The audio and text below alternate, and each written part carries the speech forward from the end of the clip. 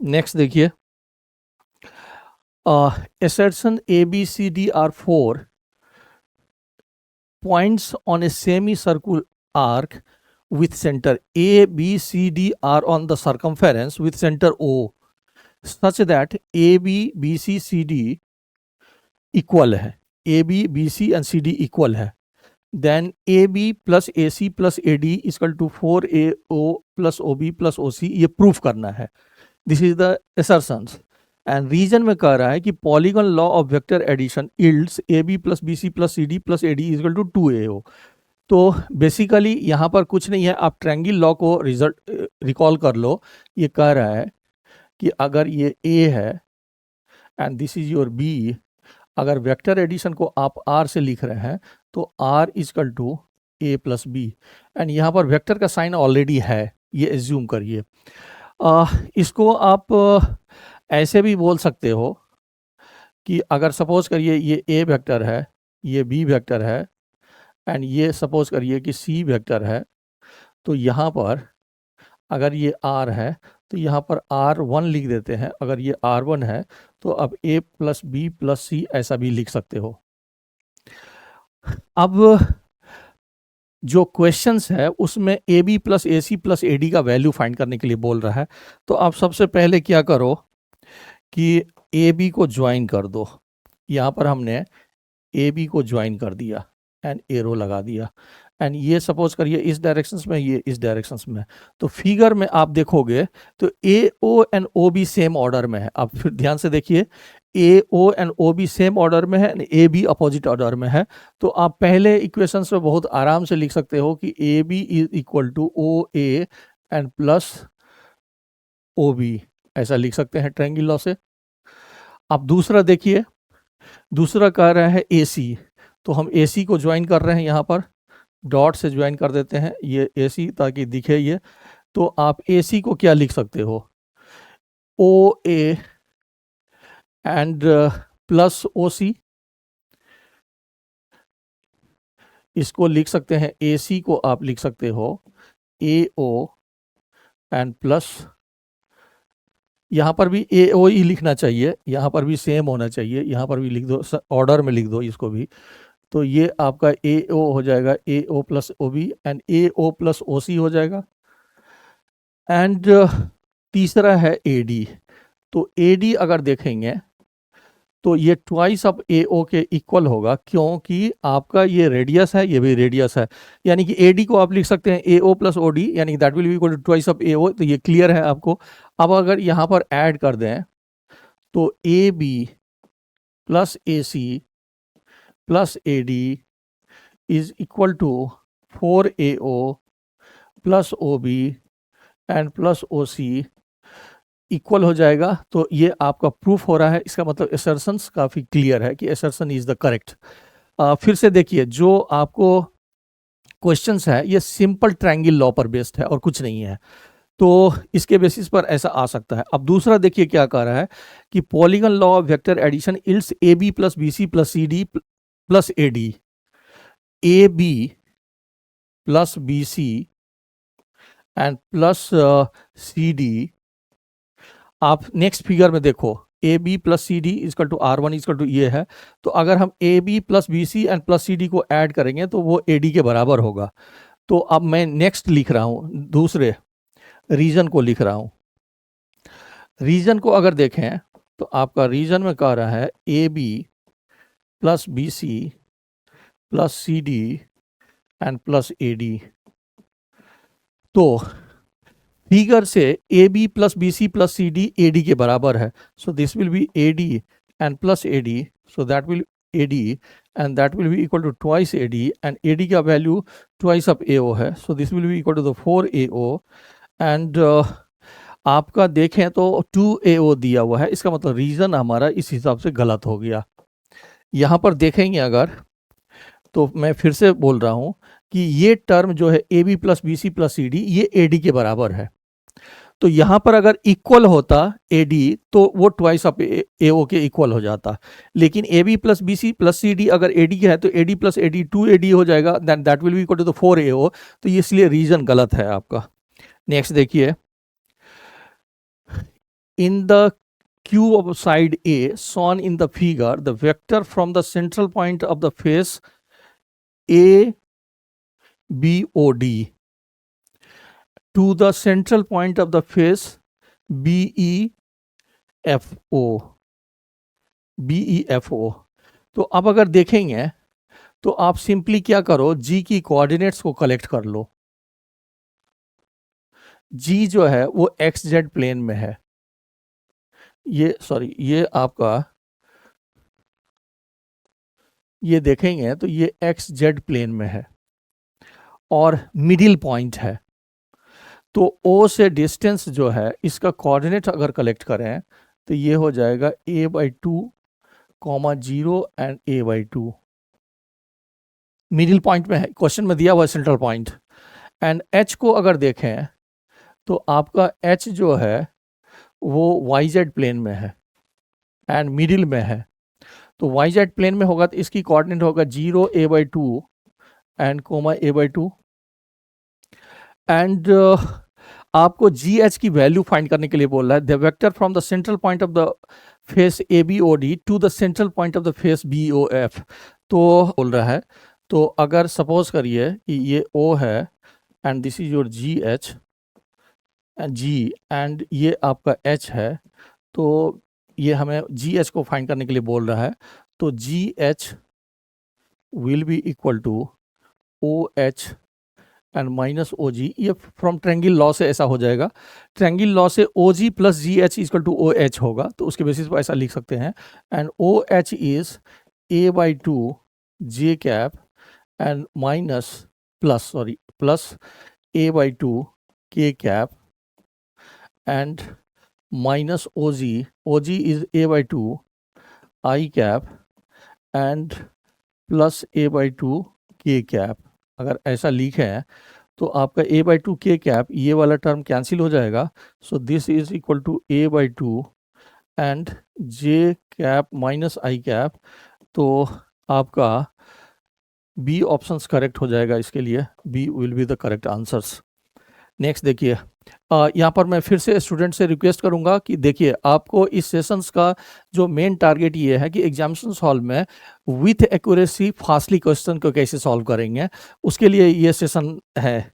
तो अगर आप नेक्स्ट क्वेश्चंस को देखें, statement 1, 2 forces P plus Q and P minus Q where P is perpendicular to Q, ऐसा दिया हुआ है। आप देखो क्वेश्चंस में कि where P is perpendicular to Q when act at angle θ1 to each other, the magnitude of their resultant is this, and when they act at θ2 the magnitude of their resultant is this. This is possible only when θ1 is less than θ2. This is the statement 1. ये statement 1 हो गया। Statement 2 में कह रहा है कि in the situation given above θ1 is 60 degree and θ2 is 90 degree. In the light of the above statements choose the most appropriate answers. तो अब अगर देखें तो पहले ये कह रहा है कि P vectors and Q vector एक दूसरे के परपेंडिकुलर है। तो यहाँ पर P प्लस Q की जो वैल्यू है वो आ जाएगा P² and plus Q², and इसको हमने A मान लिया है। अब यहाँ पर देखेंगे तो ये आपका माइनस Q वेक्टर आ गया, तो P माइनस Q मैग्नीट्यूड में सेम आएगा, that will be equal to the P² and plus Q², and इसको हमने B वेक्टर मान लिया है, इसको हमने B मान लिया है। फिर से देखिए, P एंड Q के बीच में एंगल 90 डिग्री दिया हुआ है, इसीलिए अगर हम फार्मूला लगाएंगे a² plus b² plus 2ab cos theta, तो P प्लस Q की मैग्नीट्यूड P प्लस Q² आ जाएगा, एंड P माइनस Q का भी मैग्नीट्यूड P² प्लस Q² का अंडर रूट आ जाएगा, ये अंडर रूट में आएगा। एंड लेकिन डायरेक्शंस अलग है, अगर P प्लस Q A इस डायरेक्शंस में है तो आपका B इस डायरेक्शंस में, डायरेक्शंस अलग है बट दोनों की मैग्नीट्यूड सेम है। आप क्वेश्चंस में देखेंगे तो कह रहा है कि A वेक्टर और बी वेक्टर के बीच में अगर हम थीटा 1 एंगल रखते हैं तो उसकी रिजल्टेंट की value 3p² and plus Q square का अंडर रूट है, सॉरी ये अंदर है, सॉरी, इसकी रिजल्टेंट की value this is minus Q 3p² and plus Q square का अंडर रूट ऐसे दिया हुआ है। तो यहाँ पर आप चाहो तो वैल्यू देखेंगे तो R square will be equal to A square and plus B square and plus 2ab cos theta 1, क्योंकि पहले केसेस में थीटा 1 पर रखा है, तो आर स्क्वायर की जगह पर हम लिख सकते हैं 3p² and plus 3q² equal to a square. So this will be equal to p square and plus q square and b square. This will be also p square and plus q square and plus 2ab. तो इसका root हट जाएगा, ये p square and plus Q square cos theta 1 आ जाएगा। And इसको अगर इधर ले जाएं तो यहाँ पर three P square minus P square 3q² and ये P square and plus P square को ऐड करेंगे तो 2p² इस साइड जाएगा तो p² बचा, and Q square plus Q square 2q² तो यहाँ पर q² बचा, and that is equal to 2p² and plus q² and cos theta 1. So this tends to theta 1 is equal to 60 degree, ऐसा निकाल सकते हैं आप। एंड दूसरे केसेस में देखिए कि जब थीटा 2 पर रखा है तो उसकी रिजल्टेंट दिया हुआ है, तो दूसरे केसेस में आप आर जब ए एंड बी के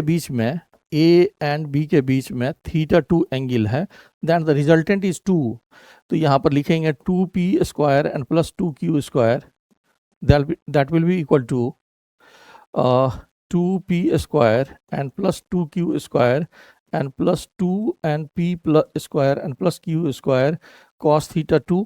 ये मैंने एक स्टेप नहीं लिखा है, ये स्टेप नहीं लिखा है, डायरेक्टली लिख दिया, तो इधर 0 आ जाएगा। So 0 is equal to 2p² and plus q² cos theta 2, तो that tends to theta 2 is equal to 90 degree. इसका मतलब आपका फर्स्ट स्टेटमेंट तो बिल्कुल सही आ गया, थीटा 1 लेस है, थीटा 1 की वैल्यू 60 डिग्री आया है, that is the less than theta 2, तो स्टेटमेंट 1 करेक्ट हो गया। And in the situation given even theta 1 is the 60 degree, theta 2 is the 90 degree, ये स्टेटमेंट सही हो गया। तो both statement 1 and 2 are true, यानी कि बी ऑप्शन आपका करेक्ट हो जाएगा। नेक्स्ट देखिए,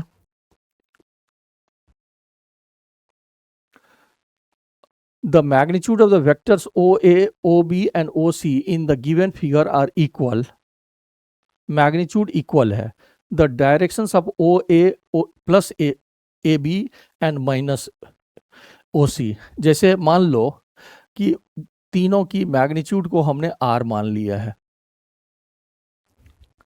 तो यहाँ पर अगर हम OA को लिखने की कोशिश करें तो OA as A vector will be equal to R cos 30 √3/2 I cap and plus R into 1/2 J cap।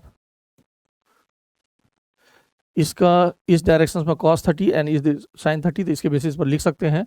And O B देखो कितना आ गया, O B R/2 I cap and minus √3/2 R J cap and OC will be equal to minus R/2 I cap and plus नहीं √2 R/√2 sorry, and plus R/√2 plus R/√2 J cap। लेकिन questions में minus O C लेना है, तो minus O C will be equal to R/√2 I cap and minus R/√2 J cap।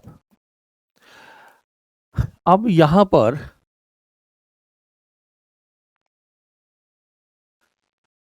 हमें ओ ए, ओ B and ओ सी को add करना है, तो यहाँ पर अगर देखेंगे तो O A plus O B and minus O C equal to, I वाले को एक साथ लाइए, आर को कॉमन ले लेते हैं, तो यहाँ से बचा √3/2i प्लस 1/2i, एंड यहाँ पर आप चाहो तो इसको √2/2 लिख सकते हो, एंड आई ऐसा लिख सकते हैं, and plus r/2, r common ले लिए तो 1/2 एंड प्लस नहीं माइनस √3/2, एंड यहाँ पर हो जाएगा माइनस √2/2 जे कैप। तो आप अगर देखें तो आप टेन थीटा को लिख सकते हैं यहाँ पर, tan theta will be equal to J का कॉफिशिएंट डिवाइडेड बाय आई का कॉफिशिएंट, 2 कैंसिल आउट हो जाएगा, तो ये बचेगा 1 minus √3 minus √2 whole divided by √3 plus 1 and plus √2। तो इसका इन्वर्स हो जाएगा, तो 1 माइनस √3 माइनस √2 1 प्लस √3 प्लस √2, तो ए ऑप्शन आपका करेक्ट हो जाएगा। मेरे ख्याल से ये सही है। नेक्स्ट देखिए, two particles are located at equal distance from the origin. The position vector of these are given by these equations respectively if both vectors are perpendicular at right angles. देखिए दो चीज़ें यहाँ दिया हुआ है कि A की मैग्नीट्यूड B की मैग्नीट्यूड के इक्वल है, पहला पॉइंट दिया हुआ है, एंड दूसरा A परपेंडिकुलर है B के, ये दूसरा पॉइंट दिया हुआ है। दो पॉइंट्स क्वेश्चन में दिए हुए हैं। तो अगर हम A की मैग्नीट्यूड निकालें तो that will be equal to 4 and plus 9n square and plus 4, and B का मैग्नीट्यूड निकालें तो 4 and plus 4 and plus 16p square. तो यहाँ पर 9n square is equal to 16p square, so 3n will be equal to 4p, लेकिन यहाँ पर plus minus दोनों ले सकते हैं आप चाहो तो, एंड परपेंडिकुलर है। तो अगर a परपेंडिकुलर है b पर तो उसका डॉट प्रोडक्ट 0 होगा, a dot b will be equal to 0। तो उसके बेसिस पर देखें अगर तो 4 and minus 6n and plus 8p will be equal to 0। तो यहाँ से plus minus 6n will be equal to 8p, यहाँ पर दोनों से मल्टीप्लाई कर देंगे तो 8p के जगह पर एक बार प्लस 6n रख सकते हैं, तो दो इक्वेशन बनेगा, 4 minus 6n and plus 6n equal to 0, इससे कुछ मिला नहीं, एंड दूसरा 4 minus 6n and minus 6n will be equal to 0। तो 12n इक्वल टू हो गया 4, so n will be equal to 1/3। तो n माइनस 1 का वैल्यू निकालना है, तो n minus 1 will be equal to 3, तो n माइनस 1 का वैल्यू 3 आ जाएगा, यहाँ पर 3 will be the correct answers. Next देखिए, the resultant of two vectors a and b is perpendicular to a and its magnitude is half that of the b, the angle between vectors a and b। अब अगर देखेंगे तो आप अगर chapter video में देखोगे तो इस तरह के बहुत सारे क्वेश्चंस को हमने सॉल्व किया है। ये कह रहा है कि resultant of two vectors a and b is perpendicular to a and its magnitude is half of that of b। तो आप इस तरह से सेट करो, suppose is perpendicular to A, तो आप इसी को ए मान लो, उसमें कुछ नहीं है, ये इसी को बी मान लीजिए, this is your B, and ये आपका परपेंडिकुलर है, ये परपेंडिकुलर है, ये थीटा है, तो इस डायरेक्शंस में आ जाएगा B cos theta, B sine theta sorry, and इस डायरेक्शंस में आ जाएगा बी कॉस थीटा।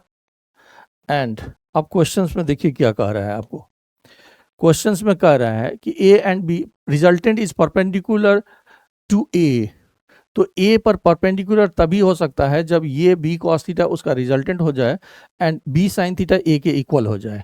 इसका मतलब if B sine theta is equal to A, then R is equal to B cos theta, and which is perpendicular to A, according to questions, and resultant is half of B, तो इसका मतलब B by 2 is equal to B cos theta, so cos theta will be equal to 1/2, so theta will be equal to 60 degree. आपको इसी ढंग से बनाना चाहिए इसको।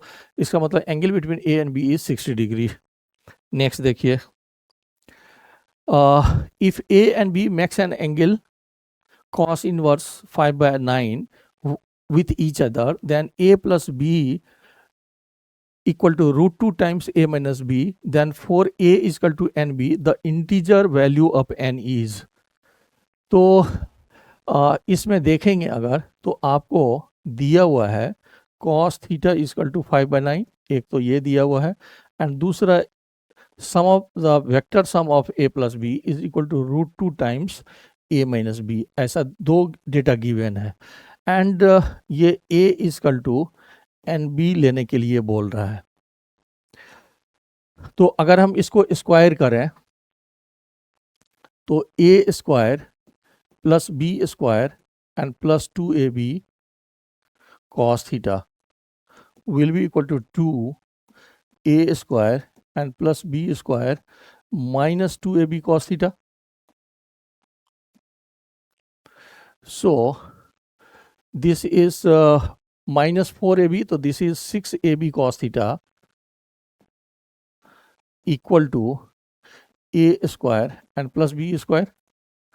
तो अब इसमें मैं a की जगह पर N B and cos theta की जगह 5 लिखता हूँ, तो ये हो गया 6 एन बी, तो this is 6 into N B square and multiplied by 5/9, and that is, अगर a के जगह एन बी लिख दें तो N square common, B square common ले लेंगे, तो this is N square plus 1 ऐसा बचेगा, एंड यहाँ से आप बी स्क्वायर को कैंसिल कर दीजिए, तो ये हो गया 3, 2 and 3, so this is 10n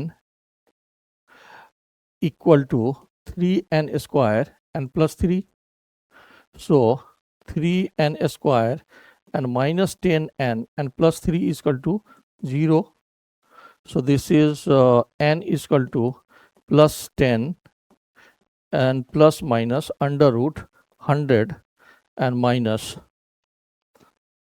36 by 2 into 3, so n की दो वैल्यू हैं, एक है 10 plus 8 and divided by 6, so that is 3, and दूसरा है 10 minus 8 by 6, so this will be equal to 1/3। तो आपको इंटीजर वैल्यू ऑफ एन लेने के लिए बोल रहा है, यानी कि 3 will be the n equal to 3 will be the correct answers. Next देखिए, A vector has magnitude same as that of a plus a and is parallel to b। देखिए, आपको एक वेक्टर तैयार करना है अकॉर्डिंग टू क्वेश्चन जिसकी magnitude a के बराबर है बट पैरेलल टू b है, यानी कि डायरेक्शंस b कैप के तरफ है, तो a की मैग्नीट्यूड आपका 5 हो जाएगा, और b की अगर यूनिट वेक्टर निकालेंगे तो that will be equal to 4i and plus 3j and divided by 5, so r vector is equal to 4i cap and plus 3j cap है ये। अब the x and y components of this vector in the first quadrant are x and 3, इसका मतलब आपको क्वेश्चंस में y equal to 3 and x equal to 4 लेने के लिए बोल रहा है, यानी कि x will be the 4 correct answers. Next देखिए, if p equal to 3i plus √3j plus 2k and q equal to 4i plus √3 plus 2.5k, then the unit vector in the directions of p cross q। तो आप P cross Q पहले directly find कर लो। तो यहां पर अगर देखें तो I, J and K, तो this is 3√3 and 2 and this is the 4√3 and 2.5। तो इसको अगर लिखें तो this is the I√3 2.5 2.5√3 and minus 2√3 and plus J 8 and minus 7.5 and plus K 3√3 and minus 4√3। तो अब अगर देखें तो मैं P प्लस Q को R से रिप्रेजेंट कर रहा हूं, तो R is equal to vector के फॉर्म में 0.5√3 यानी कि √3/2I एंड 0.5 यानी कि 1/2 J cap and minus √3 K cap. तो अगर वेक्टर जिस फॉर्मेट में है लिखा हुआ, अगर यहाँ पर आप 1/2 कॉमन ले लो तो that will be equal to √3I plus J and minus 2√3 K cap आ जाएगा। ये उस फॉर्मेट में आ जाएगा। लेकिन अब अगर आप यहाँ पर R वेक्टर की यूनिट वेक्टर निकालेंगे तो हम वेक्टर में उसकी मैग्नीट्यूड से डिवाइड करेंगे।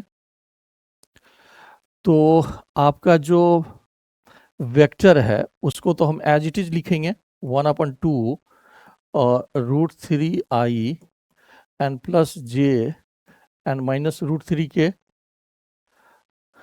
अब इसकी मैग्नीट्यूड निकालेंगे तो this is 1/2 and multiplied bye 3 and plus 1 and plus 12 का अंडर रूट, तो ये 2 आ गया। तो इसके मैग्नीट्यूड से अगर डिवाइड करेंगे तो यहाँ पर 2 से डिवाइड किए, so that is coming 1/4 √3I plus J and minus 2√3 K।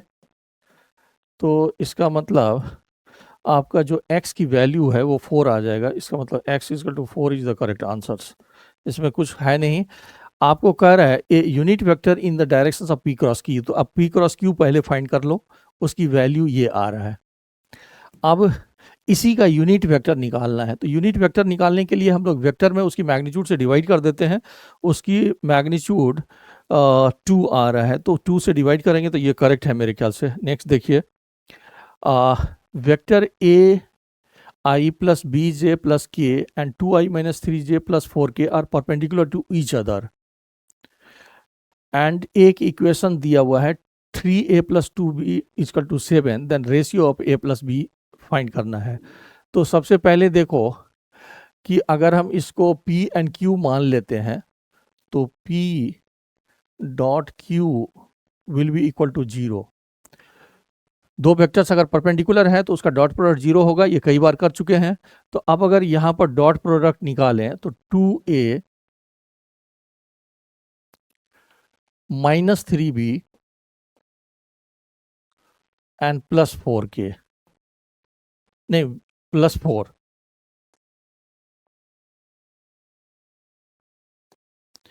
Plus 4 is equal to 0 means 2A minus 3B is equal to minus 4, 2A minus 3B and plus 4। हाँ, एंड दूसरा इक्वेशन दिया हुआ है 3A and plus 2B is equal to 7।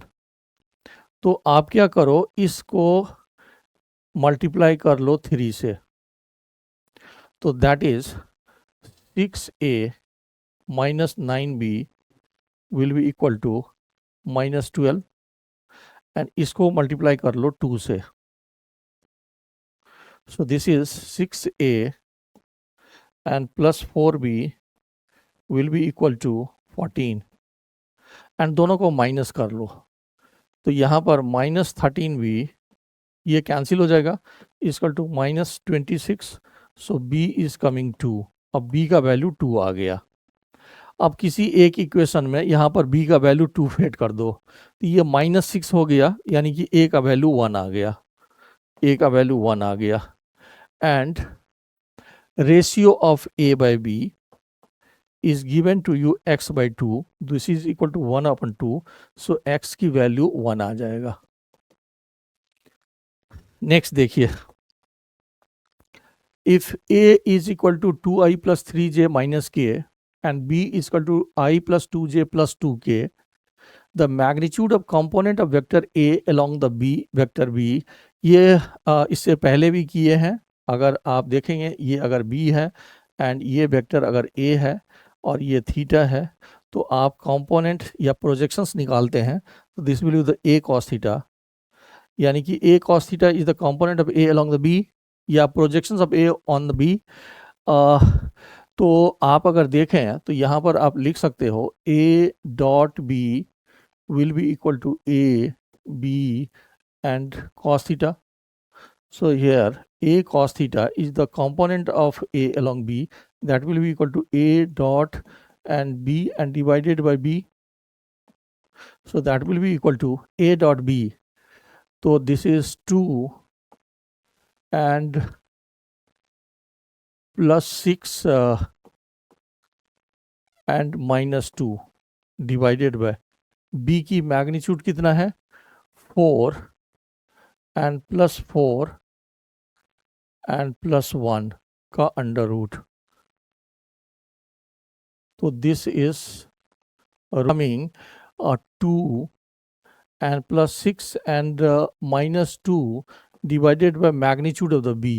So magnitude of b is equal to 1 plus 4 and plus 4 का under root, so this will be equal to 9 under root, so that will be equal to 3, so this is 3, so that is 6/3, that will be equal to 2, so component of a along b will be 2 meter, ऐसा आप बोल सकते हैं।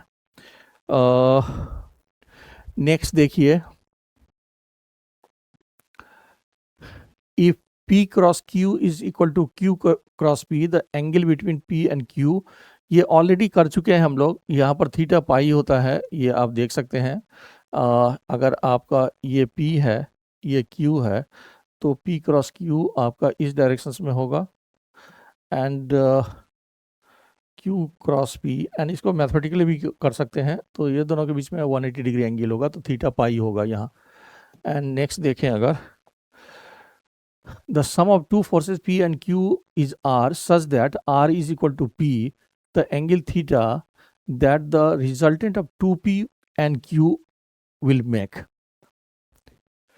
तो पहले cases में अगर देखेंगे, सपोज करिए ये Q है और ये P है एंड ये एंगल थीटा है, तो इस केसेस में R की जो मैग्नीट्यूड है वो P के बराबर है, ऐसा क्वेश्चन में दिया हुआ है। अब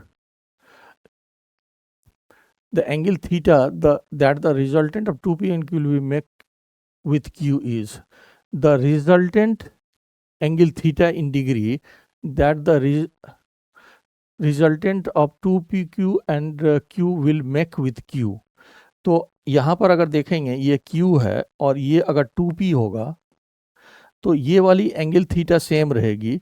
एंड यहाँ पर अगर देखेंगे पैरेललोग्राम लॉ से, ये रिजल्टेंट जो है Q के साथ एंगल अगर अल्फा फाइंड करने के लिए बोल रहा है, तो अल्फा फाइंड करने के लिए बोल रहा है। तो पहले वाले फर्स्ट केसेस में केस 1 अगर देखें, तो केस 1 में आप आर स्क्वायर को लिख सकते हो P square and plus Q square and plus 2PQ and cos theta, ऐसा लिख सकते हैं। And R and P equal है, तो ये ख़त्म हो गया, यानी कि minus Q square will be equal to 2PQ cos theta. तो यहाँ से एक क्यू को कैंसिल कर देते हैं, तो minus Q is equal to 2P cos theta, ये फर्स्ट केसेस में हमने फाइंड कर लिया। अब सेकेंड केसेस में, अगर सेकेंड केसेस में देखें कि 2p एंड q का रिजल्टेंट, अगर मान लीजिए ये r1 है और वो q के साथ अल्फा एंगल बना रहा है, तो हम लोग इसको tan alpha is equal to 2p sine theta divided by q and plus 2p cos theta ऐसा लिख सकते हैं। And 2p cos theta is equal to minus q, this is equal to minus q, so minus q and plus q will be 0, so that is coming infinity, so alpha will be equal to 90 degree। इसका मतलब 90 degree will be the correct answers इस cases में।